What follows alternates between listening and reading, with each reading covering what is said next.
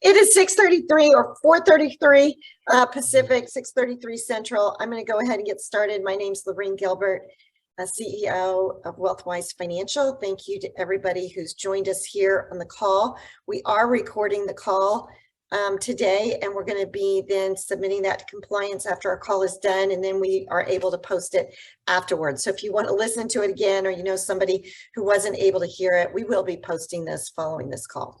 So it is almost Halloween, and it has been a scary time in the markets. It's been a spooky time in the markets. We are here to hopefully give some hopefully better news, just as we are looking at the end of the year and the fourth quarter. We are in the middle of earnings season, and we'll talk a little bit about that. But the bottom line is this year, there have been some things that we absolutely anticipated. This rotation from growth to value that I had been talking about late last year and proved to be the case this year has turned out to be true. And what I mean by that is that your large cap value compared to your large cap growth, there's been a substantial difference. Even though both are negative, large cap value is less than half, much less than half the decline of large cap growth. So we anticipated some of the things that have happened. The Fed that has pivoted is what now most recently caused the markets to be concerned, and the concern that we will eventually be heading into recession. All those things are true. We are in a slowdown of the economy, and we will eventually go into recession. We think that will be 2023. What I want to remind our participants here on the call and our clients is that the markets are usually 6 months ahead of what's actually happening in the economy. So we will probably see the bottoming out of this market well before we ever know that we're actually in a recession. So keep that in mind. I know that it's been on everybody's mind today. We sent out our WealthWise viewpoint. You can read about that. And of course, we've asked you to please reach out to us with any questions and as a follow-up for any kind of meetings. We want to stay in touch with you. We want to understand, we want to hear from you. And of course, we're here to help you. We have been very active in the markets this year with everything that has been going on. And we did many of the right things, meaning shifting towards value, going shorter term on duration and fixed income, decreasing substantially international equities. So we've done a lot of those things. And yet, even with that, of course, it's been painful for everyone. So with that, what we're here to talk about tonight is the midterm elections and the markets. And for that, we have Dan Melehan here with AB. And Dan, we thank you so much for being here. You've been a longtime partner of ours at WealthWise, and we love always hearing from you. You always have great information to share. And so we're looking forward to hearing what you have to say today about midterms and the elections. And then at the end of the call, or at the end of your presentation, we will have people raise their hands if there are any questions, and we will unmute you. We're not allowed to use chat feature in our calls, but we can do, raising of the hands. So with that, Dan, I'm going to turn it over to you to hear all your good data on midterms and the election. Loreen, thank you very much. Good afternoon or good evening, depending on where you are in the country. As Loreen mentioned, my name is Dan Melehan, and I have the pleasure of discussing the 2022 midterm election season. So first and foremost, before we get into it, if you're wondering if this is going to get political, I'm going to pick sides. That's just not going to happen. What I need you all to know is that I grew up in a family where my mom is left of Bernie Sanders and my dad is right of Ronald Reagan. So for the last 50 years, I've been in this tug of war between my parents, each one trying to convince me of their ideas and their ideals.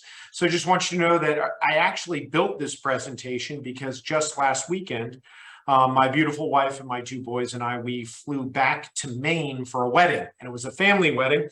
I knew my parents would be there, and I knew for sure over the course of the weekend, we would be talking about the election, and I wanted to make sure I had plenty of data points for both of them regarding this election so that it wouldn't change their investment outlook and wouldn't change their portfolio. So what I'm going to do is I'm going to share my screen.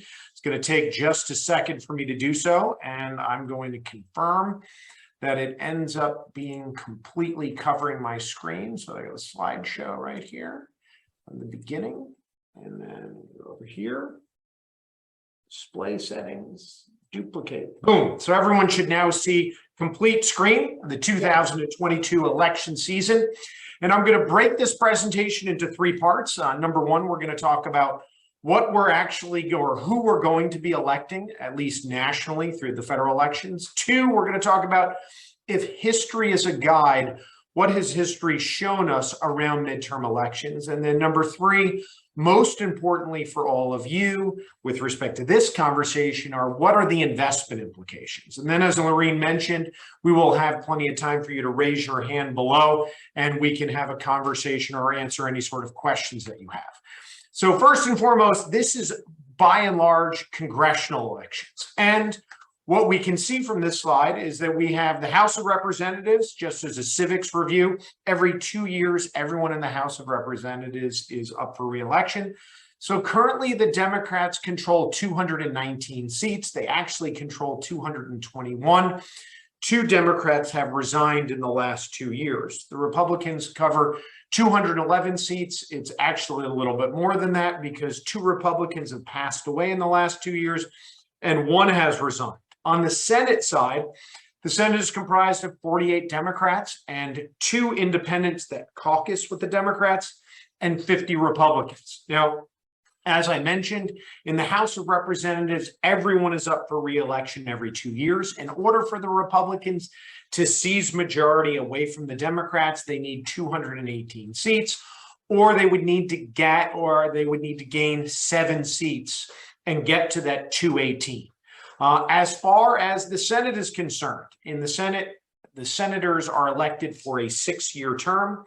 In this particular election cycle, the Democrats have 14 seats up for re-election. The Republicans have 21.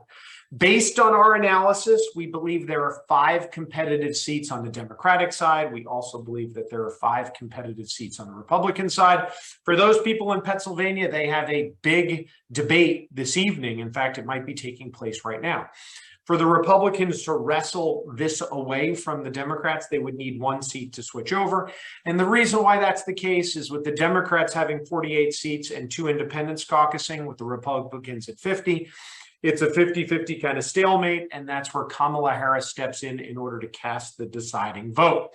So that kind of sets the stage. Now, if history is a guide, midterm elections tend to be a referendum on the president and his party that is in power. And what we found by going back and looking through history is that when you have a midterm election, the president who's in office and their party tends to lose a significant amount of seats, and it's a referendum on their party. Doesn't matter if it's a Democrat that's the president at the time of the midterm or a Republican. So you can see from this graphic, we go all the way back to 1934. And if you look at that line that comes down the right-hand side of your screen, you'll notice that most of the lines extend to the left as losses. There are only 3 that extend out as gains. So what you can see, in a midterm, the current president and their party disproportionately loses seats in the House of Representatives. We went and crunched all the numbers, and what we found is that in the 22 midterm elections from 1934 through 2018, the president's party has lost on average of 28 seats in the House and 4 seats in the Senate. And needless to say, when I shared this information with my mom, she groaned. There have been occasions where the president has gained seats. The president's party has gained seats in the House only 3 times and gained seats in the Senate on 6 different occasions. We believe at Alliance Bernstein that's because the Senate seats are much, much more personal type of seats where the voters get a personal connection to their senator, and you may see, in fact, that senator hold on to their seat or based on an individual connection within that state. The president's party has gained seats in the House only and the Senate only 2 times. So it's very, very rare. This makes my mom really, really unhappy and makes my dad very unhappy. What we did at Alliance Bernstein is we took a deep dive into what happens to deliver the highest correlation. What idea or what areas could we look to that would say the president is highly going to lose seats, or it's going to lose less seats, or maybe gain seats? And what we found is public approval of the president has a high correlation to losing seats. What do I mean by that?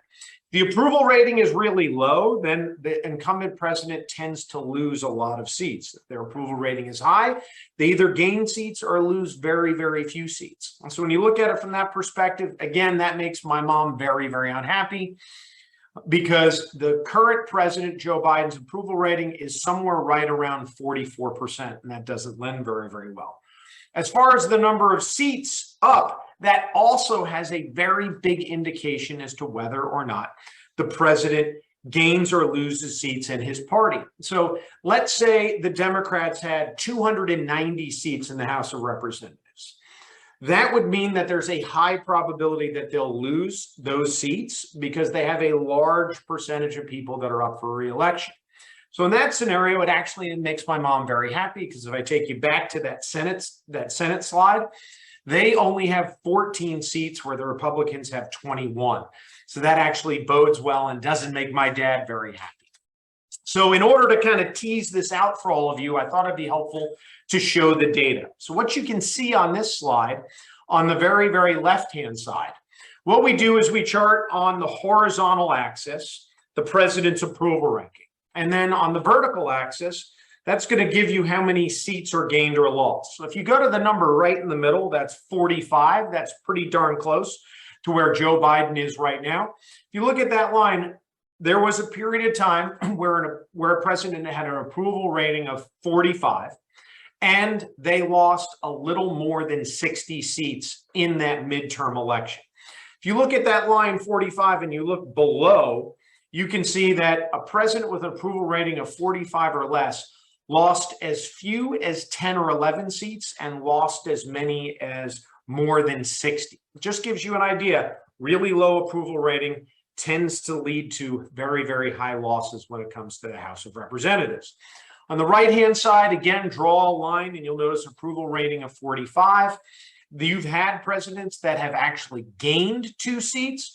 On the other hand, most of them show losses between 4 seats and as many as 12 seats.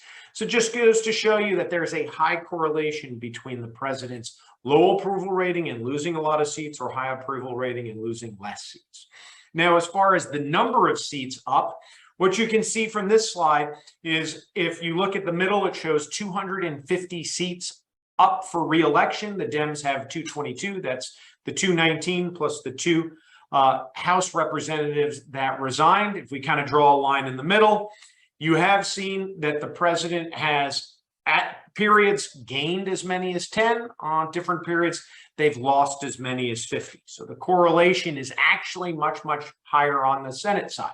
So if you draw a line at 15 and you look at 14, what we've seen in those scenarios, there is one outlier where the president actually gained quite a few seats in the Senate. On the other hand, most of the time they've lost seats in the Senate with 14 seats up. It's just if they had 25, it would be much, much higher. So that actually bodes pretty well for the Senate, and at least as far as concerned for the Democratic Party. What's also interesting is, as I've kind of grown up and gone through this various different elections, a lot of times I've heard from people, it's the economy, stupid. It's all about what's happening in the economy. Well, we took a look at inflation and we took a look at unemployment. What we figured before we looked at the data is we figured high inflation, large number of seats lost. Low inflation, low number of seats lost. What we also thought you'd probably see is really low unemployment, losing very few seats. Really high unemployment, losing a lot of seats. We thought there would be a lot of correlation there. What you're going to find is that there was no correlation at all. So what we took a look at is all of these midterm elections. Then we looked at what CPI was, and then whether there was a gain and loss of seats. And the correlation, a zero correlation or 0.03, is basically no correlation. So if CPI was really, really high, it didn't correlate to losing seats. If CPI was really, really low, it didn't correlate to gaining seats. There was no correlation. If you look at the far right-hand side, as far as jobs, the correlation is actually something Loreen and I see very infrequently. It was absolutely zero. There is no correlation between non-farm jobs growth and the party losing or gaining seats. And in here, I just happen to show for the Senate because it was the most glaring no correlation. So I always thought that if you had high inflation, you'd lose a lot of seats. It doesn't actually end up being the case. And I thought if people had jobs, they would keep the incumbent party in power. That also doesn't happen to be the case. From there, what we really want to talk about, what are the investment implications? So what you've noticed this year is we've had a flat to negative market this year, and that is very, very normal for midterm election years. In the first 3 quarters of a midterm election year, on average, the market's down 1%, up 2%, and up 5%. This year has been unusually down and volatile. The most important thing you can take away from this slide is that the fourth quarter averages 8%.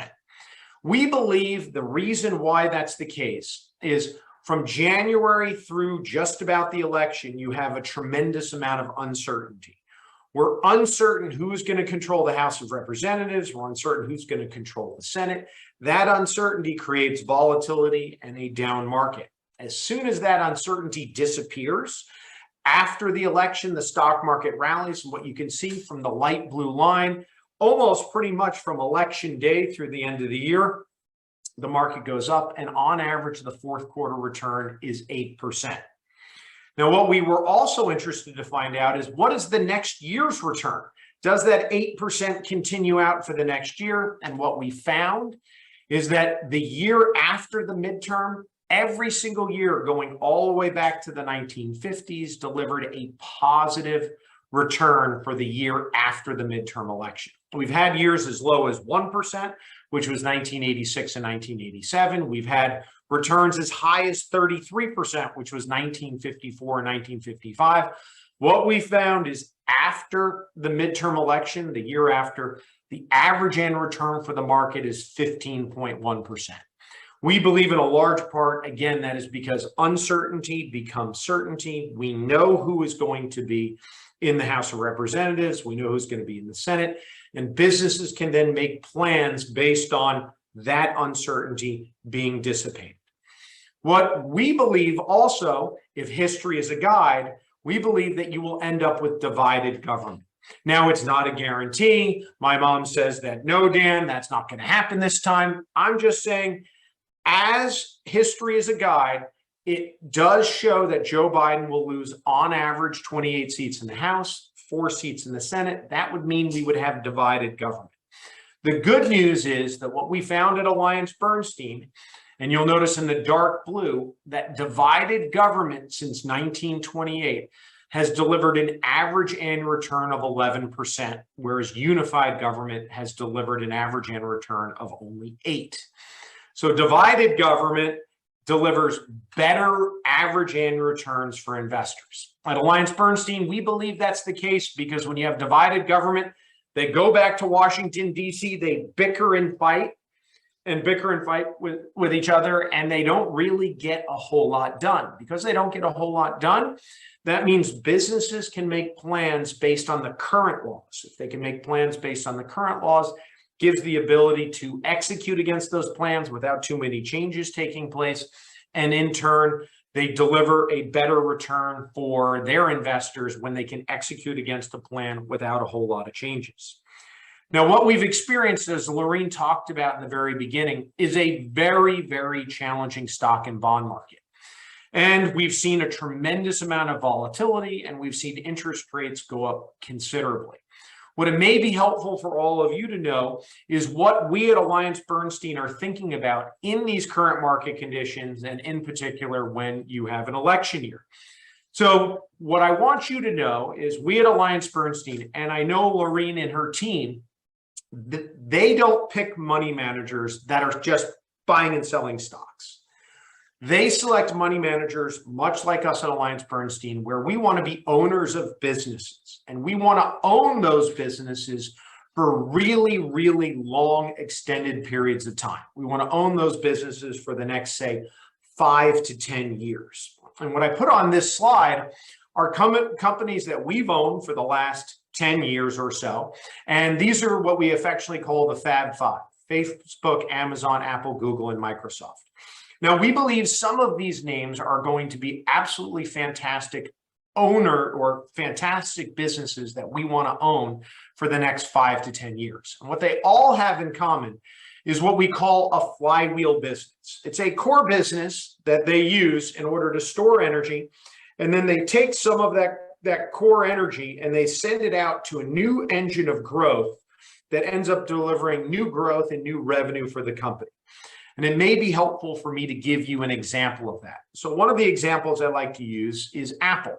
Ever since I was a little kid, Apple was in the laptop business and in the desktop business of personal computing. What really changed that business is they ended up coming up with the iPod. Now, my 16-year-old son, Connor, was in my office and he happened to see the iPod and he goes, "Dad, what is this?" I says, "Well, Connor, this is what we used to use to listen to music before we had iPhones." So the iPod really changed their business. And then from there, they came out with iPhones and they came out with iPads. On your iPhone, you have the App Store. Any company that you use their app, they have to pay Apple a part of that fee when you download the app and use it.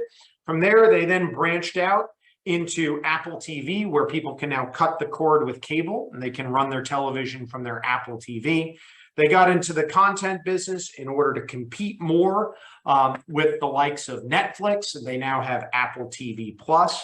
Believe it or not, they're actually spending $6 billion this year on new content for Apple TV Plus. And then from there, they branched into the watch business. They are now the largest wearable company by 4 times anybody else.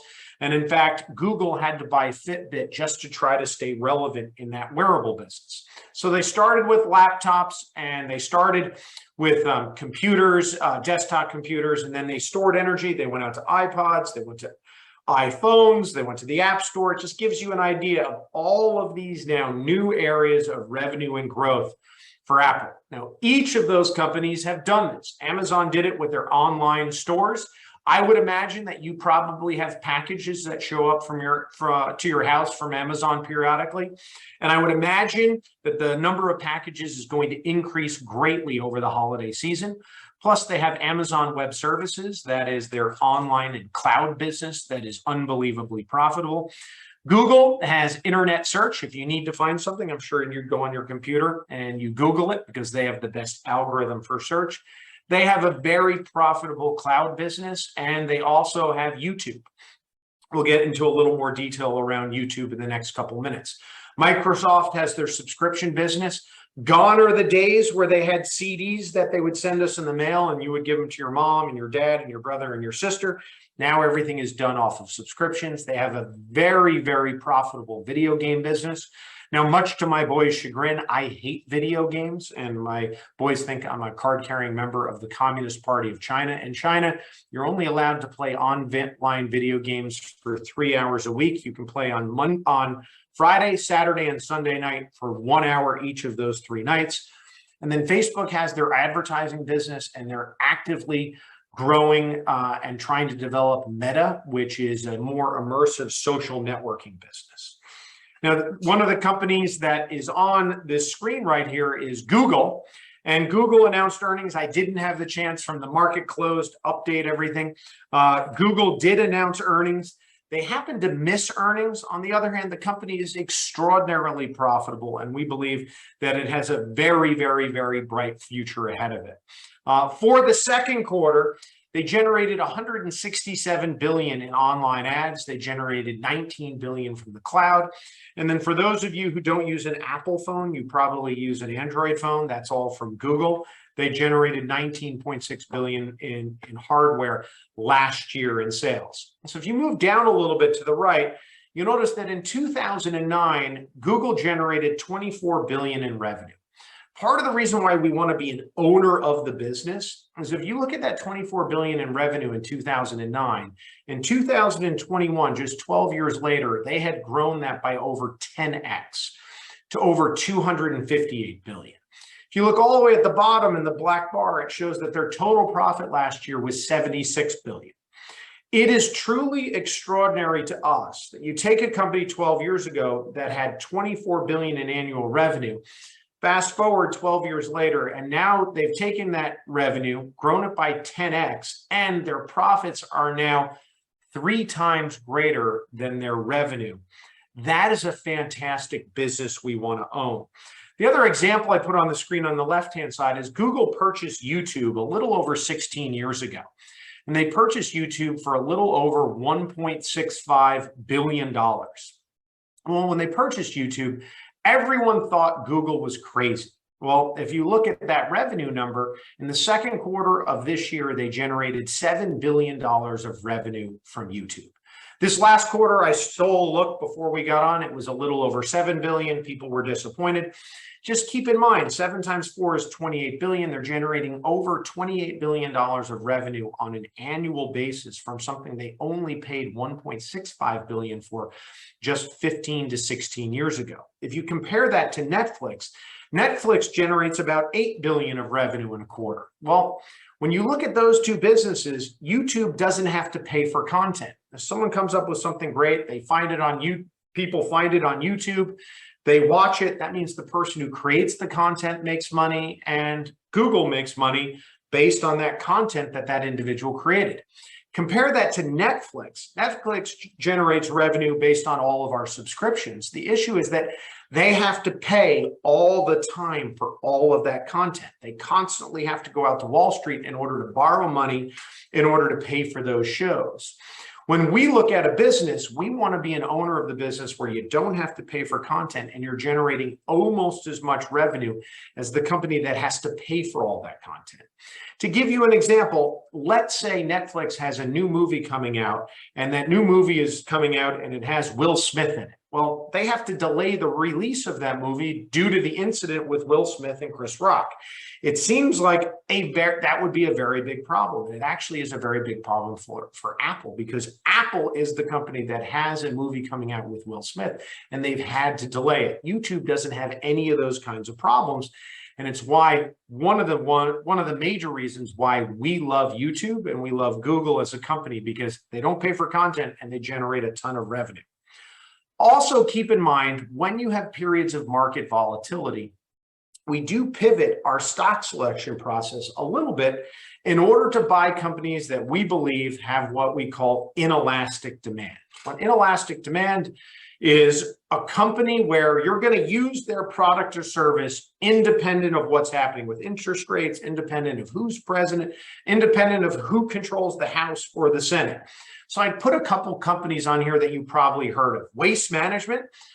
They remove waste for over 22 million households in the United States. It was a company started back by the Huizinga family in the late 1800s in Chicago.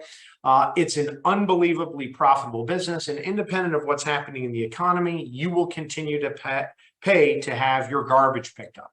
Another company, American Tower, they have 176,000 cell phone towers around the world. They have towers in everywhere from the United States of America to Uganda. Independent of what's happening in the economy, people will pay their cell phone bills, and you can better believe that AT&T and Verizon are going to pay American Tower for the rent of using their towers. Another company that's a most recent addition in the beginning of this year is a company by the name of Constellation Brands. If you're not familiar with Constellation Brands, they happen to own the Corona beer brand.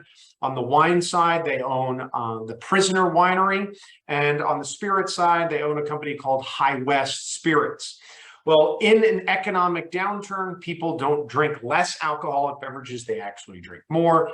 Constellation Brands is under a new management team, and we believe that that new management team is going to unlock a tremendous amount of shareholder value. The last company, which you'll find on the far right, is American Water. They are the largest publicly traded water and wastewater utility company in the United States, and people are going to pay their water bill. Companies that you may not have heard of.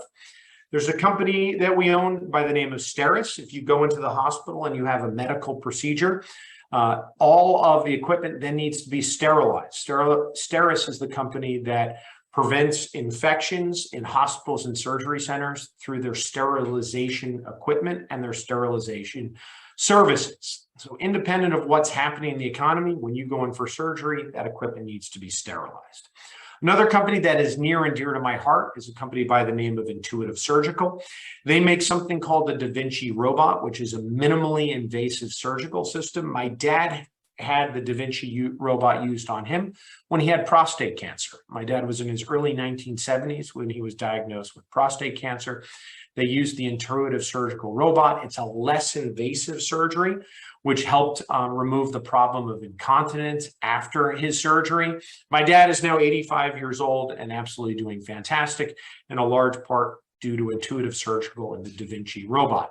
I put John Deere up here. This is a company that I love. I grew up in northern New Jersey on 2 acres, and my dad required that I cut the grass.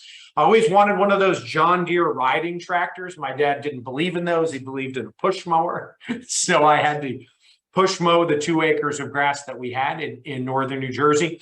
Well, John Deere has changed quite a bit over the last 10 to 15 years. They're now an autonomous vehicle and real-time data company. So if you think of a great way to implement an autonomous piece of equipment, having a combine out on a farm where there are no people is an ideal situation for an autonomous vehicle. So John Deere's, their big combines now are autonomous. In addition to that, the combine, as it goes through the field, it has sensors that will test the soil and test the ground to see if they need more fertilizer or less fertilizer. Does it need more water or less water?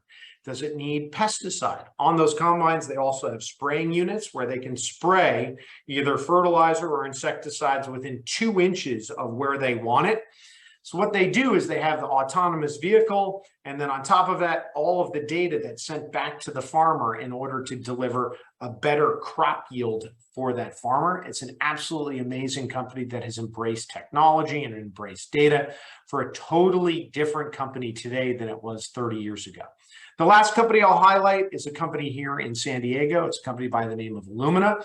What Illumina does is they do genetic sequencing. If you think about the modern day medicine and what we're going to see as far as disease prevention and treatment, it all has to do around the genetic, the human genome and genetic mapping. If you were to map the human genome in 2000, it would cost over $20 million to map the human genome. Today, it costs less than $600. So Illumina makes these machines for genetic sequencing that are used by large cap pharmaceuticals, biotechnology companies, universities, labs.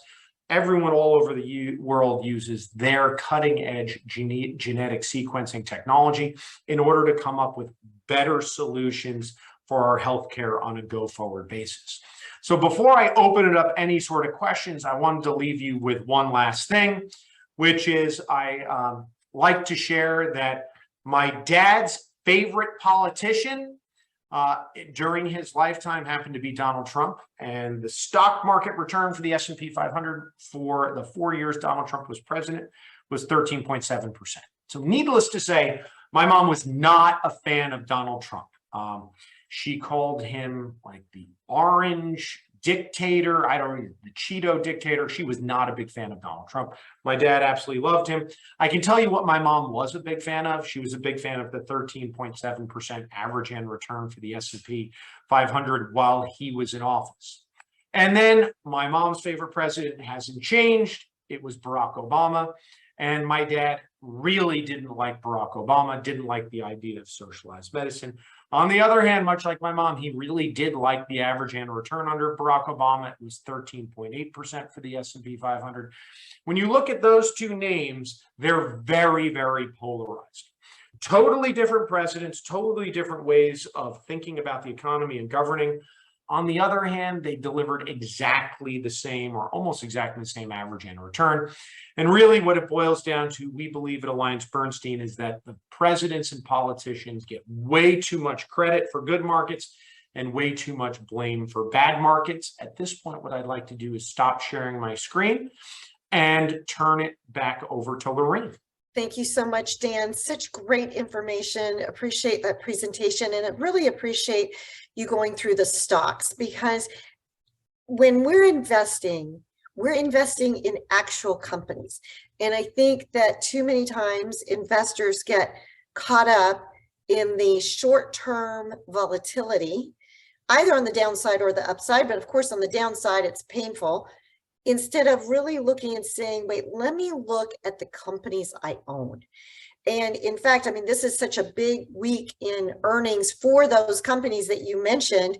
We've got some that came out today. Google was one of them. And then we have Facebook tomorrow. And we have Amazon and Apple on Thursday. So a lot of interest, and Microsoft was today. So it's a big earnings week for technology. And I want to remind people we do invest in companies. And just to clarify how we utilize Alliance Bernstein, we utilize Alliance Bernstein in their separately managed accounts that many of you own, as well as in mutual funds. So we appreciate that very much, and the research that your team does at Alliance Bernstein.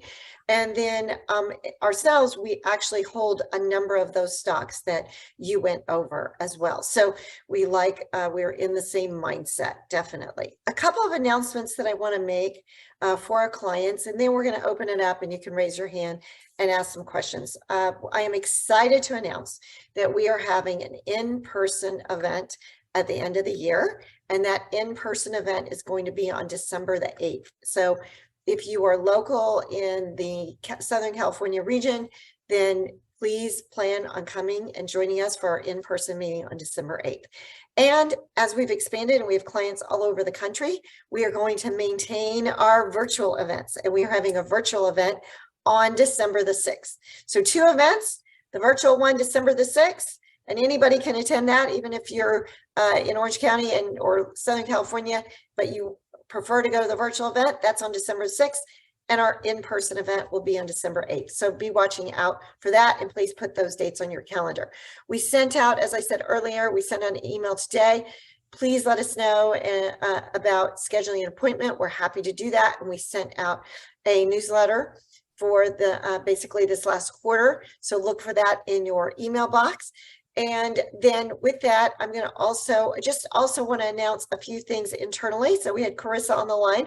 Carissa has now received a promotion and is a para planner for us. So she is helping us more and more with wealth vision and the planning aspect. So she will be helping all of our clients more and more with that. We've also just hired a new financial advisor that is starting this next week. So we'll be excited to announce that new advisor who is starting next week on our team. And John, that you don't see here, he's actually on the call with us.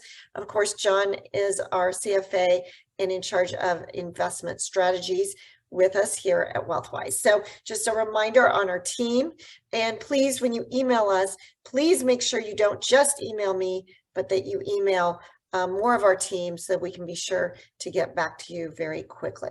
And one other thing that I want to remind everyone is that please don't text me.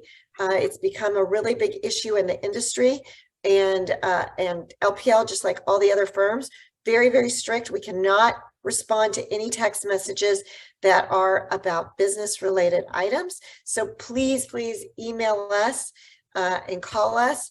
But, you know, when I don't respond to your text, it's not that I don't want to, it's that I'm not allowed to. So please, please email us versus texting us. So with that, now, if there are any questions, we'd love to have a dialogue with you. And so, Carissa, if you can monitor that on any raising hands that are raised, and then we will open it up and unmute you. With that, while we're waiting for any kinds of questions, I'll just highlight one thing, you know, just to recap on what Dan has said, which is what I've been telling all of you as you've been talking to me, that we do think that this fourth quarter of the year, we will see a year-end rally. We do think that we are going to see that. So we are completely aligned with what Dan said. And then as we look 1 year out, we think that it's going to be a very different picture as far as market returns than what we have so far this year. So patience is the name of the game in investing. And so with that, patience, just writing that out for the period of time till we get to the other side, and we will get to the other side. So Carissa, do we have anybody who has raised their hand? I don't see any yet. Okay. So Dan, I'll ask you a question, and just kind of shifting gears, as we've talked a lot about the equity markets, and we know that it's been really the worst fixed income market, certainly in my career, that we've seen. And, you know, so with that, I'd like you to touch on the way we think that bonds are actually becoming bond-like again, and that we see kind of the end of the, you know, the light at the end of the tunnel with fixed income. Can you just touch on that for us? Sure. The good news, Loreen, is we agree with you. We believe there's a light at the end of the tunnel and is not a train coming the other direction. The nice thing about bonds or fixed income in general is there are only two components to them, whereas equities have a tremendous wide variety of different components. So with fixed income, you have the coupon that's coming in, and then you have the price of the bond. And right now, you're continuing to get your coupon. Well, the price of these bonds, because interest rates have gone up so far, are now below par. And over time, what will happen is, as you are a bond investor, you will get the income that's coming in, and then slowly but surely, the price of that bond will get what we call pulled to par. So if it's 95, over time, as it gets closer and closer to par, the price goes from 95 to 96 to 97, then all the way back up to 100 at par. So with bonds, it's just basic math. I get my coupon. What's the price of my bond? And will that bond slowly but surely work its way up? So we're finally getting to a point where the income that you're receiving is really, really an exciting number. And the price of the bonds have gotten to such a discount where we can finally be excited about not only getting the coupon and getting some appreciation to that, which we haven't seen for quite some time. Also along those lines is we need a really, really lousy bond market. I know people don't like to see a really lousy bond market. We as a fixed income manager need a really bad bond market, because what happens is people will throw the baby out with the bathwater, and it gives us a tremendous opportunity to find some really, really great bonds at discounts. And when you look towards the money managers that you and John have selected that are top quartile and top decile for all timeframes, well, in order to get those returns, they need to find those hidden gems that other people misprice, bring them into the portfolio, and then over time, people will come to the realization that it's a great bond to own. And that's what delivers the really consistent, better returns from your top managers. So it's the income that you get, and then slowly but surely that price will move from below par back to par. So I believe over the next 5 years, you're going to get income plus total return, whereas in the previous 5 to 10 years, it was income minus total return.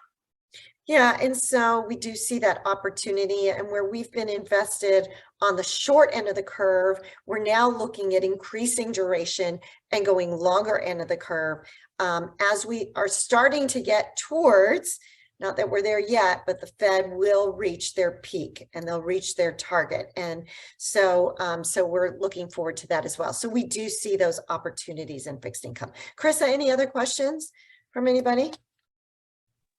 Not that I see, no. Okay, well, we're so glad that everybody joined us today. Once again, please reach out to us individually. Thank you, Dan, for the great presentation. And we will be posting this on our website once we get it through, approved through compliance. So thank you, everybody. Good to see you. And we'll talk to you soon. Thank you, Loreen. Thank you. Bye-bye.